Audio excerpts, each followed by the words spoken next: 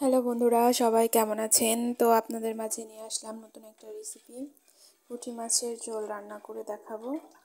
তো এটাকে কী পুঁটি বলে, আমাদের দিকে তো সরপুঁটির বলে। তো এটাকে আজকে মানে নতুন সবজি, মানে শীতের সবজি, ফুলকপি, তারপরে শালগম, এগুলা দিয়ে ঝোল করবো। একদম পাতলা স্বাস্থ্যকর ঝোল, কাঁচামরিচ ধনেপাতা এগুলো দিয়ে। তো সবাই দেখুন কীভাবে কী রান্না করি। সর্বপ্রথমে কড়াইতে তেল দিয়ে দিতে হবে, তেলের ভিতরে একটু লবণ ছেড়ে দিতে হবে, তারপর পেঁয়াজ আর রসুন আদা বাটি রাখছিলাম আর কাঁচামরিচ, সেগুলো দিয়ে একে একে মশলা, হলুদ গুঁড়ো, জিরে গুঁড়ো, ধনিয়া গুঁড়ো সব কিছু দিয়ে মশলা ভালোভাবে কষিয়ে এরপর সবজিগুলো দিয়ে দিতে হবে।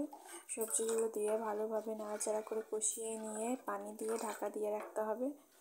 পরিমাণ মতন পানি দিয়ে যাতে সবজিটা সিদ্ধ হয়, ঢাকনা দিয়ে রেখে ঢাকনা উঠিয়ে এরপর মাছগুলো দিয়ে তারপরে আবার পানি দিয়ে ঢেকে রাখতে হবে, যাতে মাছটার ভিতরে একটু মশলাটা কষে আর মানে একটু ঝোলটাও হয় এর জন্য। কারণ সবজি তো আমার সিদ্ধ হয়ে গেছে। তো এবার মাছ দিয়ে পানি দিয়ে ঢাকা দিয়ে রেখে দিলেই রেডি হয়ে যাবে পুঁটি মাছের টাটকা ঝোল। তো বাকি রেসিপিটা দেখতে আমার সাথেই থাকুন এবং ভিডিওটি দেখতে থাকুন।